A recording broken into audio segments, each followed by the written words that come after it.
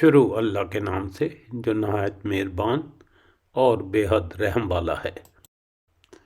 قیامت کے دن ہر گروہ کے گھٹنوں کے بل گرے ہوئے ہونے کا ذکر ہوا ہے۔ اسی مناسبت سے سورت کا نام الجاثیہ ہے۔ سورت کا موضوع توحید اور آخرت ہے۔ توحید اور آخرت کی نشانیوں کی طرف توجہ دلاتے ہوئے انکار کے نتائج سے خبردار کیا گیا ہے۔ کفار مکہ کو ان کی ہٹ درمی، غرور اور کفر پر ملامت کی گئی۔ انہیں خبردار کیا گیا کہ قرآن وہی نعمت ہے جو پہلے بنی اسرائیل کو دی گئی تھی، جس کی بدولت وہ تمام اقوام عالم پر فضیلت کے مستحق ہوئے۔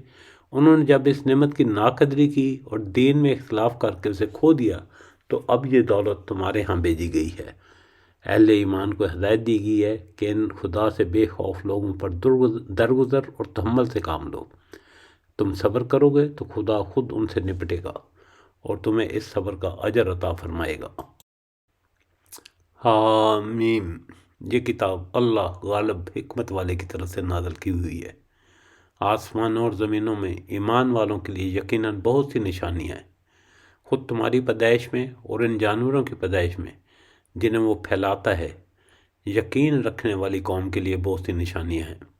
اور رات دن کے بدلنے میں، اور جو روزی اللہ تعالیٰ آسمان سے نازل فرما کر زمین کو اس کی موت کے بعد زندہ کر دیتا ہے، اس میں اور ہواؤں کے بدلنے میں بھی ان لوگوں کے لیے نشانیاں ہیں جو عقل رکھتے ہیں۔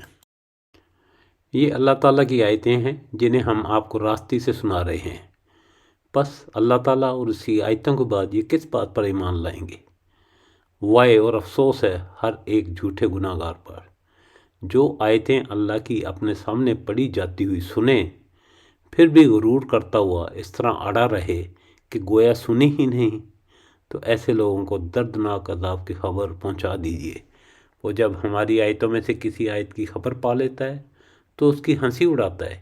یہی لوگ ہیں جن کے لیے رسوائی کی مار ہے۔ ان کے پیچھے دوزخ ہے۔ جو کچھ انہوں نے حاصل کیا تھا وہ انہیں کچھ بھی نفع نہ دے گا اور نہ وہ کچھ کام آئیں گے جن کو انہوں نے اللہ کے سوا کارساز بنا رکھا تھا۔ ان کے لیے تو بہت بڑا عذاب ہے۔ یہ سرتپا ہدایت ہے، اور جن لوگوں نے اپنے رب کی آیتوں کو نہ مانا ان کے لیے بہت سخت دردناک عذاب ہے۔